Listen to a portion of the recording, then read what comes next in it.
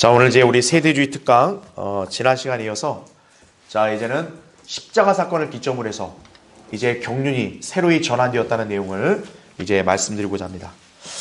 이미 여러분은 이 교재를 통해서든 또 강의를 통해서든 잘 알고 계십니다.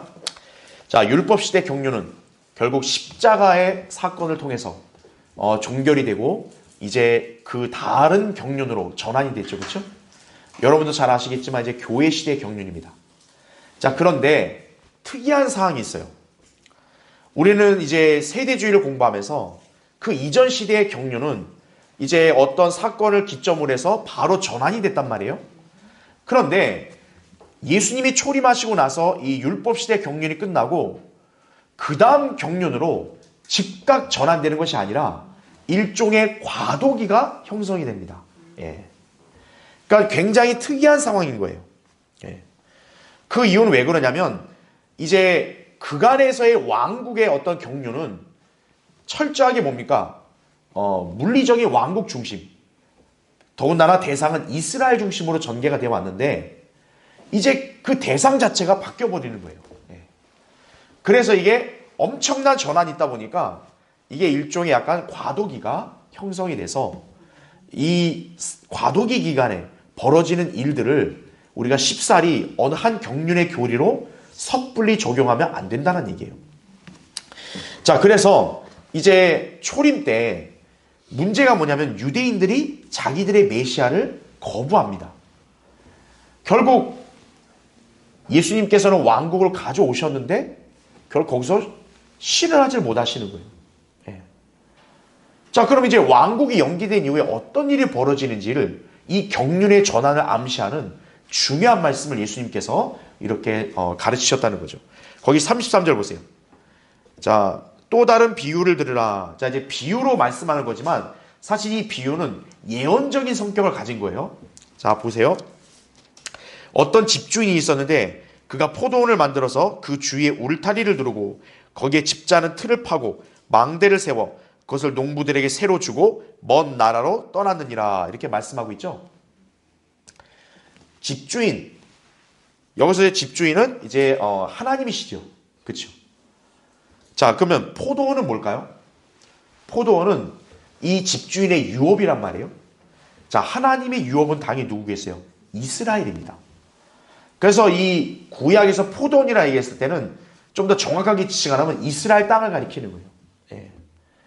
그러니까 어찌 보면 약간 철저히 천국의 어떤 성격을 띠는 거죠. 그렇죠? 자, 그래서 거기에 이제 농부들에게 세를 줬다. 그러니까 농부들에게 일을 하라고 시키고 맡긴 거예요. 그럼 당연히 그 일한 대가를 바쳐야 되죠. 예. 이 포도원의 주인은 농부가 아닙니다. 이 집주인은 포도원을 자신의 아들에게 유업으로 주려고 하는 거예요. 그러니까 그때까지는 뭐냐? 농부들에게 잠깐 맡겨놓은 거거든요. 근데 여기 뒤에 기록된 말씀들을 보면은 이 농부들이 아주 아나무인이다 못해 무례배들이에요. 이 집주인이 이제 소출을 받아오라고 종들을 보냈더니만 이 농부들이 오히려 기고만장하게 이 종들을 패어 막 내쫓아버려요. 마치 자기 것인 것처럼. 바로 여기 농부들은 그 당시에 누구냐? 바로 종교 지도자들 가리키는 거죠. 예수님은 정당하게 이스라엘 땅에 천국을 수립하러 오셨는데 이들이 오히려 이렇게 마치 천국이 자기들 것이냐 그렇게 폭력으로 탈취하는 그런 모습을 여기 비유로 알려주는 거예요. 자, 어쨌든 이전 시대 마찬가지예요. 선지자들 하나님께서 얼마나 많이 이스라엘 백성을 보냈어요. 그렇죠? 근데 그 선지자들이 어때요?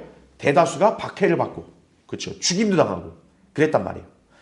그래서 여기 이제 이 포도원 주인이 끝까지 참고 아들을 보내자. 설마 내 아들까지 저러겠냐? 아들을 보냈더니 이 자들이 뭐라고 하는지 거기 38절 보세요. 그러나 그 농부들이 그 아들을 보고 상의하기를 자, 이 사람 뭐라 그래요? 상속자니 그죠? 자, 하나님의 유업을 상속받는 분은 아들 예수 그리스도예요.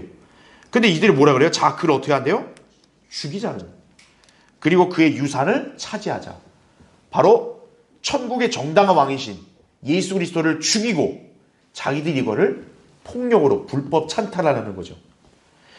그래서 예수님이 결국 어떻게 말씀하냐? 거기 39절에도 결국 그들이 그를 붙잡아 포도원 밖에 내어던져 죽였다 그랬죠.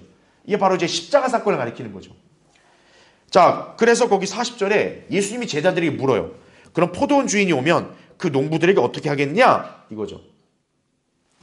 자, 제자들이 올바른 대답을 합니다. 그래서 뭐라고 대답하냐? 이 악한 자들은 당연히 죽게 되고 그 포도원을 다른 농부들에게 맡길 겁니다. 그렇게 얘기해요. 자, 그런데 여기서 하나님께서는 놀라운 어떤 그 경륜의 전환을 암시하고 계세요.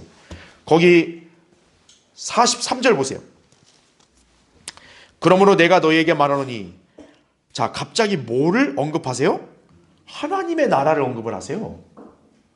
지금은 포도원 이스라엘을 얘기했는데 갑자기 뭐라 그러냐면 하나님의 나라를 언급합니다. 보세요. 그 다음에 하나님의 나라를 너희에게서 어떻게 한대요? 빼앗아 그 소출을 가져올 누구에게 준다? 민족에게 준다. 이렇게 말씀하고 있는 거죠. 예. 자, 지금 여기서 주목해야 될 포인트는 갑자기 하나님의 나라가 등장을 해요. 두 번째는 다른 민족에게 준다고 말씀을 하고 있습니다. 그러니까 이스라엘이 아닌 다른 민족이 혜택을 받는 거예요. 그럼 여러분 여기서 이 다른 민족이 누군지는 벌써 감이 오실 거예요. 바로 누굴까요? 교회입니다. 베드로전서 2장 9절에는 교회를 거룩한 민족이라고 얘기하죠. 예. 그리고 여러분 알다시피 하나님의 나라는 영적인 성격을 가진 나라죠. 그러니까 여기 교회에게는 바로 하나님의 유업 중에서도 어떤 성격을 가진 유업이 주어지는 거예요? 영적 유업이 주어지는 거예요. 그러면 질문해 볼게요. 그럼 물리적인 유업인 천국은 어떻게 되는 걸까요? 자, 천국은 교회에게 주어지나요? 아닙니다.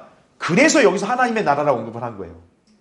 교회는 어디까지나 하나님의 나라에 속한 백성이지 하나님의 나라의 유업을 받는 것이지 천국이 아니라는 거죠. 천국은 오로지 누구예요? 이스라엘입니다. 그래서 여기서 이제 천국이 빠졌다 해서 사라진 게 아니라 이 천국은 이제 장차 이제 이스라엘 민족에게 다시 주어질 거란 얘기죠. 그때까지는 어떻게 되는 거예요? 천국이 연기가 되는 겁니다. 네. 바로 이게 이제 교회 시대 어떻게 보면 경륜의 전환을 알리는 예언적인 비유라고 여러분 이해하시면 되는 거예요. 물론 이제 여기 하나님의 나라가 이제 천년왕국 때 가면 천년왕국도 어때요? 천국과 하나님 나라가 합쳐진 거 아니겠어요? 그렇죠? 그러니까 이제 그 천국에 들어가는 이제 천년왕국 때 그 유대인들도 어찌 보면 하나님의 나라에 들어가는 것과 같은 거죠. 같이 합쳐졌으니까. 그런 교리적인 의미도 있지만 영적으로 본다면 지금 이건 뭡니까? 하나님의 나라에 속하는 백성은 영적 백성인 교회인 거죠. 그렇죠? 결국 초림 때 메시아를 죽였기 때문에 어떻게 된 거예요? 하나님의 나라가 원래는 유대인에게 먼저 기회가 왔는데 그게 교회에게로 넘어가 버린 거라는 얘기죠.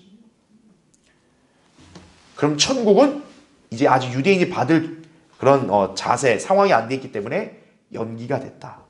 그래서 이게 이제 교회 시대 경륜의 특징을 우리가 알 수 있는 거란 얘기죠. 자, 그래서 잠깐 한번 보세요. 우리가 예수님의 초림 때는 여러분 알겠지만 예수님께서는 두 왕국을 같이 가져오셨습니다. 그렇죠? 바로 천국과 하나님의 나라예요. 당연히 이 두 나라에게 1차적으로 대상이 누구예요? 당연히 유대인입니다. 예. 처음부터 하나님의 나라가 이방인에게 주어진 게 아니에요. 다 유대인이에요. 그래서 예수님도 먼저 유대인들에게 하나님의 나라를 먼저 구하라 그런 거예요. 그 하나님의 나라는 영적인 상태를 말하는 거죠. 완벽한 상태. 너희들이 영적으로 완벽한 상태가 돼야 비로소 물리적인 왕국에 들어갈 자격이 있는 백성이 된다. 이거거든요. 근데 문제가 뭐냐면 이 초림 때 메시아를 거부해버렸죠. 오히려 십자가로 죽입니다. 메시아를. 그렇죠. 자, 결국 어떻게 됩니까? 이 천국은 연기가 되는 거예요. 자, 연기되기 전까지는 천국은 그러면 지상에 보인다 안 보인다? 안 보이는 거예요. 감춰진 거예요. 네. 그래서 연기되는 것이고 하나님의 나라는 어떻게 될까요? 그러면 하나님의 나라는 바로 교회라는 새로운 민족이 탄생을 해서 이제 하나님의 나라에 들어가게 되었다는 얘기죠. 그렇죠. 예. 그래서 이제 이게 십자가 사건이고 이제 그 이후에 뭐가 됩니까? 이제 교회 시대 지나고 그렇죠. 이제 마지막 이제 그럼 이게 언제쯤 이어지냐? 재림 때 이게 이제 천년왕국이 되는 거죠. 그렇죠? 그렇죠. 그러니까 이때까지는 천국이 연기되어 있는 거예요. 그리고 우리가 알아야 될 게 뭐냐면 일반 교회들은 이 비유를 근거로 해가지고 유대인은 아예 버림받았다고 그냥 아예 단정해버리거든요. 그러니까 유대인은 그냥 영원히 저주받았고 버림받았고 이제는 모든 게 다 교회에게 완전히 바뀌었다. 그게 아니에요. 교회가 다 차지했다 그런다면 아까 이 포도원에 그 유업도 그대로 다른 민족에 간다고 얘기해야 되는데 포도원이 싹 빠지고 뭐만 나왔어요? 하나님의 나라만 나왔다고. 하나님께서 철저히 구분하시는 거예요. 교회는 하나님의 나라의 백성이지 교회는 천국과 관계가 없다라는 사실이에요. 그 점을 알려주는 거라는 얘기죠. 자, 그러면 자 여전히 초림 때까지는 경륜이 뭐였어요? 율법 시대예요. 그렇죠? 율법 시대 경륜인데 자, 이 율법 시대 경륜이 결국 전환이 생깁니다. 그렇죠? 그 기점은 십자가 사건이에요. 그렇죠? 자, 그럼 우리가 한번 보자고요. 이 율법 시대 경륜했을 때 우리가 이미 배웠습니다. 이 경륜은 왕국을 중심으로 하는 하나님의 경영 방침이에요. 그렇죠? 자, 그 왕국을 하나님이 경영하실 때 항상 그 대상과 뭐를 맺는다고 제가 얘기했어요? 언약을 맺는다고 했습니다. 율법 시대도 말 그대로 언약에 따라 그렇게 경륜이 정해진 거예요. 그렇죠? 그 율법 시대 경륜에서는 당연히 우리가 알다시피 모세 언약, 또 왕권에 대한 다윗의 언약 다 했습니다. 그렇죠? 자, 바로 이 언약이 율법 시대의 경륜을 결정짓는데 이게 바뀌어야 될 거 아니겠어요? 십자가 사건이 있으니까. 그런데 여기서 특이한 상황이 벌어진 게 뭐냐면 왕국의 경륜이잖아요, 지금. 그러면 당연히 이 전환이 됐으면은 왕국의 경륜으로 가야 되는데 아까 얘기했죠. 천국은 예수 그리스도가 다시 오시기 전까지는 어때요? 감춰졌기 때문에 더 이상 십자가 이후에 지금 교회 시대는 왕국의 경륜이 펼쳐지는 게 아니라는 거예요. 예. 교회는 왕국이 아니기 때문에. 그래서 우리는 지금 제가 여기서 설명드리고자 하는 것은 우리가 언약은 두 가지 종류가 있다 그랬어요. 그러니까 여러분 이 두 가지 종류의 언약을 구분을 하면 교회 시대가 어떻게 경륜이 전환이 됐는지를 이해할 수 있는 거예요. 자, 보죠. 우리가 언약은 두 가지가 있습니다. 첫 번째는 여러분이 잘 아는 카비넌트라는 언약. 이게 바로 이제 왕국의 언약인 거죠. 우리가 알고 있는 모세 언약, 다윗의 언약 다 이겁니다. 이 언약은 철저하게 왕국 중심이에요. 두 번째, 테스타멘트. 자, 이 언약은 무슨 성격을 가진 거예요? 테스타멘트는 피죠, 피. 유언이죠, 유언. 자, 피로 맺어진 유언입니다. 즉, 다시 말하면 이 테스타멘트가 뭐냐면 바로 속죄와 구속과 연관이 있는 거예요. 구속. 그렇죠? 자, 언약에 두 가지가 있어요. 그렇죠? 그러면 우리가 봐야 될 게 예수님의 십자가 사건 이후로 이게 경륜이 바뀌려면 언약이 체결된다 그랬죠. 제가 항상 뭐라 그랬어요? 언약이 새로이 체결되면서 경륜이 전환된다 그랬어요. 십자가 사건으로 경륜이 전환돼야 되니까 분명히 언약이 새로 체결돼야 돼요. 근데 그러면 어떤 언약이 체결됐냐? 교회는 카비넌트가 아니라는 거죠. 왜? 아까 얘기했죠. 교회와 왕국은 철저하게 구분되기 때문에. 그러면 교회의 경륜이 가려면 카비넌트 언약이 체결되면 안 되고 어떤 언약이 체결돼야 돼요? 테스타멘트 언약이 체결돼야 되는 거예요. 그래서 이 테스타멘트라는 언약으로 결국 지금까지는 왕국을 중심으로 한 경륜이 펼쳐졌다면 그게 잠깐 중단되고 왕국이 아닌 교회의 경륜이 새로이 이제 시작이 되는 거예요. 쉽게 말하면. 그게 이제 교회 시대 경륜이죠. 그래서 교회 시대 경륜은 철저하게 테스타멘트로 맺어진 거다. 그러면 여러분 알겠죠? 율법 시대에는 이 테스타멘트, 구약이 누구의 피였습니까? 짐승의 피였어요. 자, 그러면 이제 새로운 언약, 뉴 테스타멘트는 누구의 피로 맺어져야 돼요? 예수님의 피로 맺어지는 거죠. 그렇죠? 예.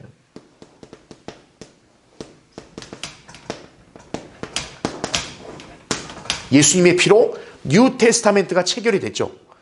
바로 십자가 때문에 그게 이루어진 거죠. 그래서 이때를 우리가 뭐라고 하냐, 바로 신약 시대라고 그러는 거예요.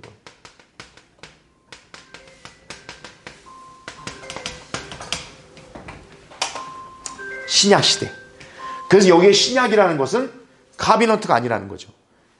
테스타멘트, 뉴 테스타멘트. 신약으로 이렇게 체결이 돼서 결국 이 신약의 혜택을 받은 민족이 교회잖아요. 그래서 우리가 이제 십자가 사건 이후에는 무슨 시대라 그런다? 교회 시대 경륜이라고 얘기를 한다는 얘기죠. 자, 그런데 여기서 또 우리한테 헷갈리는 요소가 하나 생기는 거예요. 그러면 십자가 사건 이후로는 바로 교회 시대로 가야 되는데, 근데 문제가 뭐냐면 그동안 하나님은 왕국 시대의 경륜으로 다 운영해 왔잖아요. 근데 갑자기 왕국 시대가 아닌 이제 다른 별도의 대상으로 경륜을 펼치게 되면 혼란이 오겠죠. 이 혼란을 방지하려면 어떻게 해야 돼요? 전환이 되는 어떤 일종의 텀이 있어야겠죠. 그게 과도기입니다. 예. 그래서 하나님께서는 이스라엘 백성이 메시아를 십자가에 죽였을 때 사실 어떻게 보면 천국을 거부한 거 아니겠어요? 그렇죠? 그럼 하나님께서는 바로 그때 끊어버리셨냐? 그게 아니라 이 카비넌트에 따른 왕국을 한 번 더 기회를 주십니다. 그게 언제예요? 사도행전 앞부분이에요. 예. 그러니까 사복음서 끝에 십자가 사건이 일어났잖아요. 그럼 이 십자가 사건 끝으로 일단 교회는 시작될 수 있는 거예요. 왜? 예수님 피 흘려줬기 때문에. 그 실제로 사도행전 2장의 오순절 때 어때요? 성령이 강림해서 그리스도의 몸이 생겼죠. 교회는 시작된 거예요. 사도행전 2장에. 근데 문제는 하나님께서 곧바로 경영방침을 교회로 가는 게 아니라 교회는 시작됐지만 이건 어디까지나 테스타멘트인 거고 카비넌트에 따른 왕국은 여전히 유대인들에게 아직 연장이 되고 있는 거예요. 그래서 사도행전 앞부분은 뭡니까? 교회가 시작됐다 할지라도 신약 시대라 할지라도 하나님의 경륜은 여전히 뭐로? 왕국으로 그렇게 계속 이어져 가고 있는 거예요. 그래서 사도행전 앞부분에 기록된 말씀은 그래서 바울 서신의 교리와 다른 거예요. 근데 일반 교회들은 그것도 구분 못하는 거예요. 그래서 사도행전 앞부분을 다 자기들이 갖다 쓰는 거예요. 그냥. 그러니까 이걸 구분을 못하니까 사도행전에 가면 헤매는 거예요. 뒤에 가면 바울이 전한 은혜의 복음에 따라서 이게 나오고 앞에 가면 베드로가 회개하고 침례받으면 성령 받는다고 나오고 이게 뭐냐? 에라 모르겠다 그냥 갖다 쓰자 이러고 있는 거예요. 일반 교회들은. 우리는 구분했다는 얘기죠. 왜? 사도행전 앞부분은 바로 뭐다? 카비넌트가 아직 끝나지 않은 거다. 그래서 왕국의 그 하나님께서 주시는 경륜 이게 아직 완전히 종료되게 아니라는 거예요. 테스타멘트는 종료됐어요. 짐승의 피에서 예수님 피로 바뀌었기 때문에 이거는 끝난 거예요. 그래서 사도행전 앞부분에서는 짐승의 피로 구원받는 게 아니에요. 예. 그런데 중요한 것은 이 왕국에 따른 언약이 아예 끝나버린 게 아니라 여전히 하나님께서 기회를 연장해 주셨다 이거죠. 그게 언제까지냐? 정확히 얘기하면 사도행전 7장의 스테판 때까지예요. 예. 그래서 우리가 잘 기억해야 될 게 이거는 이미 교회가 시작됐지만 카비넌트는 사도행전 7장까지 일단 유예가 됐다. 보시면 되는 거죠.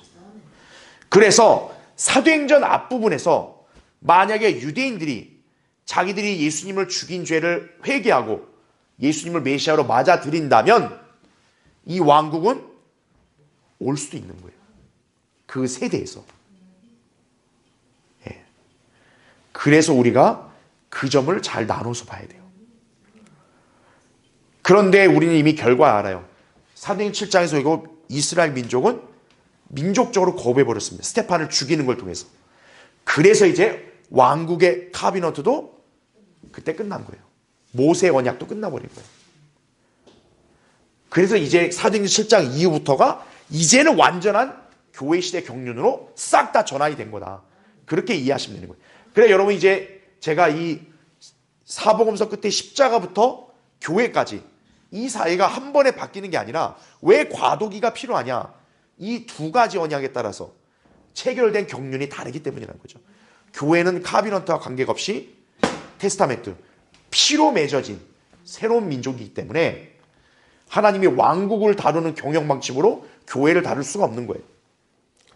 그래서 이 교회가 형성되는 기간 동안 유대인들에게는 마지막 기회를 주는 거예요. 특히나 예수님은 십자가에서 뭐라 그랬어요? 아버지여 저들을 용서해달라고 했습니다. 하나님은 아들의 기도를 들어주신 거예요. 그래서 한 번 용서해서 그래서 사도행전 앞부분에 사도들을 통해 한 번 더 기회를 주는 거예요. 그래서 왕국이 이어진다. 그래서 사도행전은 뭡니까? 왕국과 교회 경륜이 교차하고 있는 거예요. 그래서 우리가 사도행전이라는 책을 올바로 나누질 않으면 교리적인 혼선이 오게 되는 거예요. 그걸 우리가 잘 기억해야 합니다. 그렇죠? 네. 자, 그래서 이제 22페이지 보세요. 교회의 시작이라고 좌측 위에 보이죠. 그렇죠? 그러니까 교회는 십자가 사건 이후로 이미 시작이 될 수 있는 거예요. 왜? 예수님의 피가 흘려짐으로써 이제 새 언약이 체결됐기 때문에. 그런데 중요한 게 뭐냐? 사도행전은 유대인을 위한 경륜에서 교회를 위한 경륜으로 넘어가는 과도기적인 책이나 사실이죠. 왜냐하면 그 전까지는 철저하게 왕국의 경륜으로 하나님께서 인류를 운영해 오셨기 때문에 이제 교회로 가게 되면 왕국 경륜이 아닌 다른 대상으로 경륜을 펼쳐야 되기 때문에 이건 완전히 바뀌는 거거든요. 네. 그래서 이제 사도행전 앞부분이 바로 그 새로운 전환까지의 과도기다. 그럼 이 과도기에서 그냥 유대인들은 무조건 왕국이 없어지냐? 그게 아니라 기회는 여전히 있었던 거예요. 그 세대에. 네. 그래서 그 옆에 도표 보시면 가운데 베드로의 설교를 보면은 그래서 베드로의 설교는 바울이 가르친 신약 구원의 교리가 아닌 거예요. 그래서 사도행전 2장의 베드로의 설교의 내용의 그 강조점은 뭐냐면 왕국을 다시 제시하는 거예요. 즉 천국 복음을 제시하는 겁니다.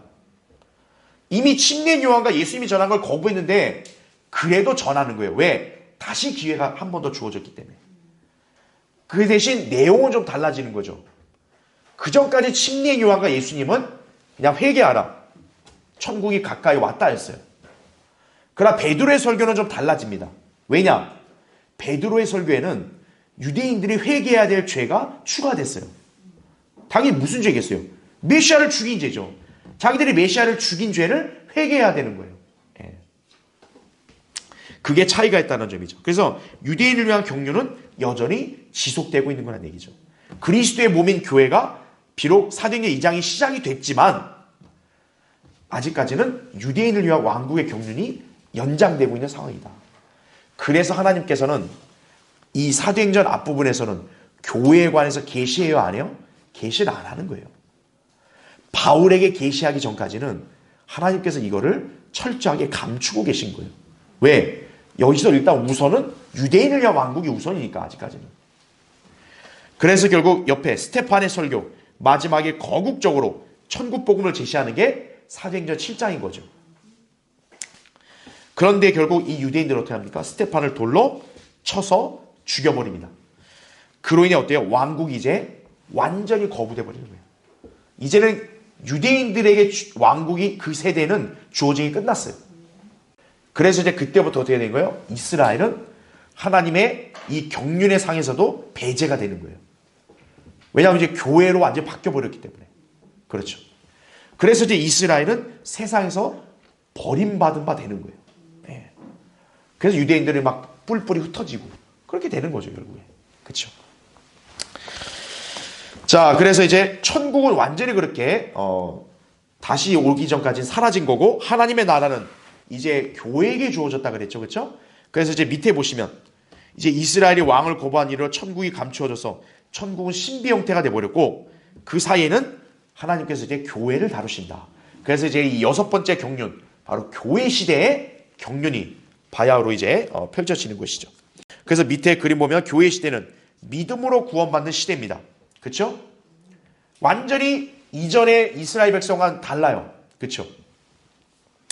새 언약이 체결됐고 영적인 백성들입니다. 자, 그래서 교회 시대에는 천국은 존재 안 해요? 존재 안 합니다. 감춰져 있기 때문에. 교회 시대는 오직 뭐만 있다? 하나님의 나라만 있다는 거죠. 예. 그런데 이게 또 참 이렇게 어이없는 게 뭐냐? 진정한 천국은 지금 연기돼서 사라졌는데, 아니, 천국을 행세하는 가짜 천국이 이 교회 시대에 등장하는 거예요. 그게 마태복음 13장에 나온 바로 천국이 신비 형태로 제시되는 겁니다. 그걸 이제 위조 천국이라 말씀드렸죠. 그게 바로 오늘날 교회 시대 뭐예요? 천국 행세하는 저 기독교계를 가리킨다고 제가 말씀드렸던 거죠. 그렇죠? 자, 어쨌든 그 점을 여러분이 이렇게 참조하시고요. 그래서 옆에 교회 시대 경륜, 자, 요약된 포인트를 보면, 자, 새 언약, 뉴 테스타멘트라 그랬죠. 그렇죠? 그래서 왕국이 거부되면서 이 언약이 등장을 했다는 얘기죠. 이 언약의 특징은 유언한 자의 죽음이 따라야 하는 언약입니다. 그래서 제가 여러분에 얘기했죠. 신약을 정확하게 구분하려면 어디서부터 구분해야 돼요? 우리 성경에는 마태복음 1장이 신약으로 되어 있는데, 성경적으로 진정한 신약은 예수님의 십자가에서의 죽으심 이후부터가 신약이에요. 예수님이 십자가에 죽기 전에는 아무리 예수님이 지상에 계셔도 여전히 구약의 율법 시대인 거예요. 그래서 예수님한테 어떤 청년이 와서 저 영생을 받으려면 어떻게 합니까? 계명을 지켜라, 이렇게 얘기한 거예요. 오늘날 바울이 가르치듯 주 예수 그리스도를 믿으라가 아니라 계명을 지켜라 이거예요. 왜요? 아직 그분이 죽지 않았기 때문에. 근데 애석하게도 이 나라 교회들은 그것도 구분을 못하는 거예요. 여기 봐라, 예수님이 계명 지키라 했지 않냐, 이웃 사랑해야 된다, 황금률 지켜야 된다, 이런 소리 하고 앉아 있는 거예요. 이런 경륜도 구분을 못하니까. 그렇죠? 자, 그래서 이제 교회 안에 있는 언약이고, 그래서 이제 우리가 히브리서 9장 15절에도 우리가 전에 한번 봤죠. 첫 언약 때 범죄한 것들을 구속하기 위한 언약이다. 여기에 첫 언약은 뭐겠어요? 구약입니다. 율법에 따른 희생제사. 왜요? 동물의 피는 구속을 할 수 있어, 없어요? 없어요. 죄들을 덮어주는 거지 구속을 할 수 없다고요. 그래서 구약시대에 구원받은 성도들은 우리처럼 죄들을 제거받은 게 아니기 때문에 이 사람들은 하늘로 못 가는 거예요. 그래서 구약시대 성도들은 죽으면 땅속에 아브라함 품에 가서 안식하고 있는 거예요. 그럼 이들이 언제 하늘로 올라갔어요? 예수님이 십자가에서 죽으신 이후에 그분이 지하세계에 가서 그들을 데리고 올라가신 거죠. 그렇죠? 자, 그래서 이제 교회 시대. 자, 근데 참 이 교회 시대 경륜이 엄청나게 길죠? 무려 2000년입니다. 다른 시대 경륜하고 비교가 안 되는 거죠. 그렇죠? 예. 그래서 이 신약의 2000년이라는 것은, 그래서 구약에서 하나님께서는 어떤 식으로 암시하셨냐? 이틀이라는 날로 암시하셨습니다. 이틀. 하나님께 하루가 뭐래요? 1000년이죠. 이틀이면 몇 년? 2000년. 하나님의 백성 이스라엘이 철저하게 징계받아 얻어맞고 난 다음에 언제 뒤에 회복이 되는 거예요? 이틀이 지난 다음에 회복이 되는 거예요. 구약의 선지자들은 그 내막을 정확히 모르죠. 그냥 예언만 했을 뿐이죠.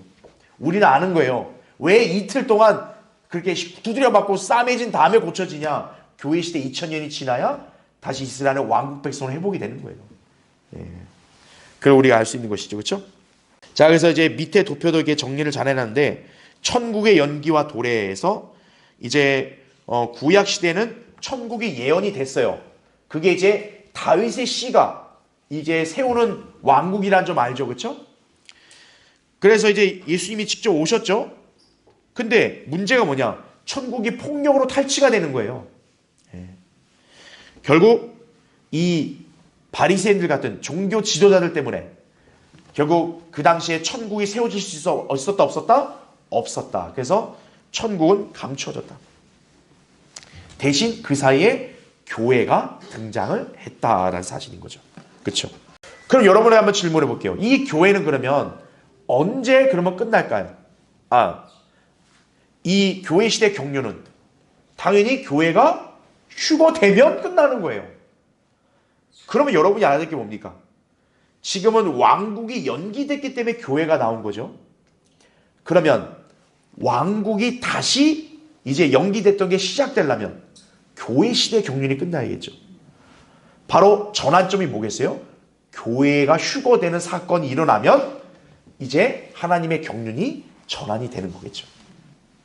지금은 이방인들이 거의 중심이 있는 교회라면 이제는 어떻게 되는 거예요? 교회가 휴거되면 이방인에서 다시 유대인에게로 대상이 바뀌게 되는 거예요. 그게 대환란인 거죠. 그리고 이제 천년왕국 되고, 그렇죠? 예. 이제 교회 시대는 유대인에서 이방인으로 왔단 말이에요. 근데 교회 시대 끝나면 이방인에서 다시 유대인으로 전환이 되는 거예요. 그래서 이 표에 나온 대로 6번째 전환점은 바로 교회가 휴거되는 사건이라는 거죠. 이 휴거가 됨으로써 이제 뉴 테스타멘트 순수하게 믿음으로 말미암아 은혜로 받는 구원받는 시대는 끝나는 거죠. 예. 다시 옛날 유대인들처럼 믿음과 행위로 구원받는 것이 부활하는 거예요. 예. 그리고 이제 우리가 다음 시간에 보겠지만 대환란은 그러면 또 하나의 경륜이냐? 그렇다기보다는 대환란도 일종의 과도기라고 해야 돼요. 왜요? 그동안은 왕국의 경륜이 멈춰 있었잖아요. 철저하게 교회가 2000년이나 경륜이 이어졌기 때문에 그게 끝나버리고 갑자기 왕국이 오면 안 되겠죠. 과도기가 있는 거예요. 그게 대환란입니다. 그래서 이제 환란이 지나고 나면 어떤 거예요? 이제는 다시 이제 왕국의 경륜이 시작이 되는 거죠. 재시작되는 거죠. 그게 바로 이제 천년왕국이 되는 거죠. 7번째 경륜.